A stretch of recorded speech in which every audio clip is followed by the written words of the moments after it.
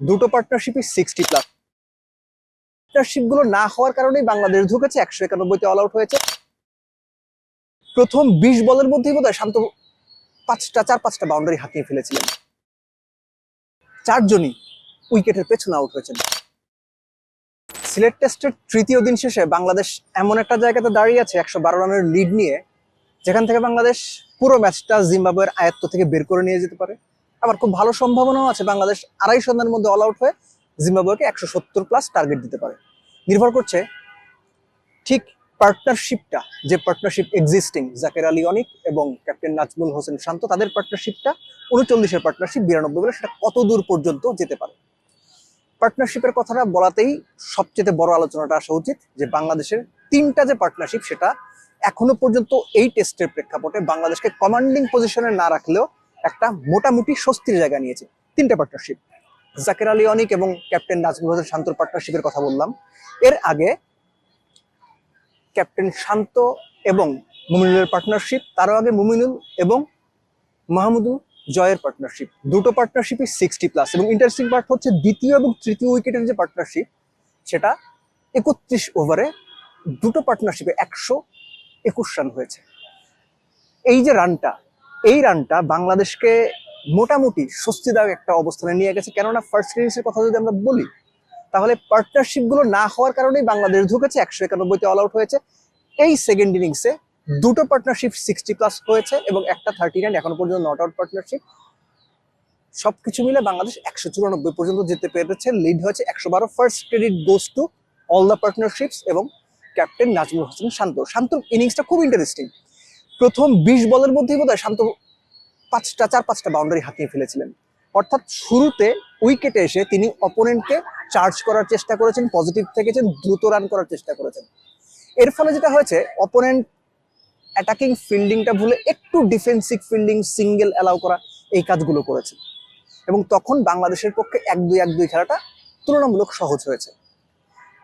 শান্ত এর আগে নিউজিল্যান্ডের সঙ্গে এই সিলেটেই যে টেস্টটা বাংলাদেশ জিতেছিল 150 রানে, সেখানেও সেকেন্ড ইনিংসে দুর্দান্ত একটা 100 করেছিলেন এবং এই ইনিংসেও মনে হচ্ছে শান্ত ম্যান অন এ মিশন। তিনি তার রোলটা খুব ভালোভাবে অ্যাপ্লিকেশন করার চেষ্টা করছেন। মুমিনুলকে হাফ ক্রেডিট দেওয়া যায়, তিনি ফার্স্ট ইনিংসের মতো স্টার্ট পেয়ে 50-র কাছাকাছি গিয়ে আউট হয়েছেন, ইনিংসটা ক্যারি করতে পারেননি। মুমিনুল, মুশফিক, জয় তিনজনই এক্সট্রা বাউন্স আউট হয়েছেন। অর্থাৎ এক্সট্রা বাউন্সটা জিম্বাবুয়ানদের বা জিম্বাবুয়ের পেস বোলারদের এক্সট্রা বাউন্সটা হ্যান্ডেল করতে গিয়ে তারা ঢুকেছেন। এবং আরো দারুণ ব্যাপার হচ্ছে, মানে জিম্বাবুয়ের জন্য দারুণ ব্যাপার, বাংলাদেশের জন্য অবশ্যই না,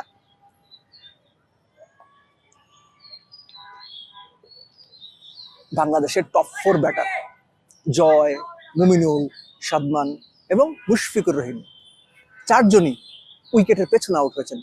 হয় ফার্স্ট স্লিপে, নয় সেকেন্ড স্লিপে, অথবা উইকেট কিপারের কাছে আউট হয়েছেন, ক্যাচ দিয়ে আউট হয়েছেন। অর্থাৎ অফ স্ট্যাম্পের বাইরের বলে একটু বেটার পেসে, একটু বেটার কিংবা এক্সট্রা বাউন্সে তারা যে স্ট্রাগল করছেন, পুরো entire batting line up struggle করছে, এটা তার আরেকটা প্রমাণ। মুশফিককে নিয়ে কথা হচ্ছে যে তিনি ফার্স্ট ইনিংসেও 4 রান করেছিলেন 18 বলে, পরের ইনিংসে অর্থাৎ দ্বিতীয় ইনিংসেও 20 বলে 4 রান করেছেন। তো মুশফিক আসলে কি করছেন? অনেকে রসিকতা করে বলছেন ভাই সবশেষ 12 ইনিংসে তার এভারেজ 12, হুইচ ইজ ট্রু। পাকিস্তানের বিপক্ষে ম্যাচ উইনিং 191 রানের নক খেলার পর Mushfiq is not in touch. So এই ধরনের সিচুয়েশনে মুশফিক, মুমিনুলদের মতো ব্যাটারদের কাছ থেকে প্রত্যাশা একটু বেশি থাকে। তারা মুশফিক দারুণভাবে ব্যর্থ হয়েছেন এবং মুমিনুল ক্যারি করতে পারেনি। 50, 47 এগুলো 100 হওয়া দরকার ছিল, যেটা মুমিনুল নিয়ে যেতে পারেনি। বাট আশা টিকে আছে শান্ত জাকিরের পার্টনারশিপের উপরে এবং এরপর মিরাজ রয়েছেন। আর বাংলাদেশের টেইলেন্ডাররা তুলনামূলক ফার্স্ট ইনিংসেও ভালো ব্যাট করেছেন টপ অর্ডারের তুলনায়।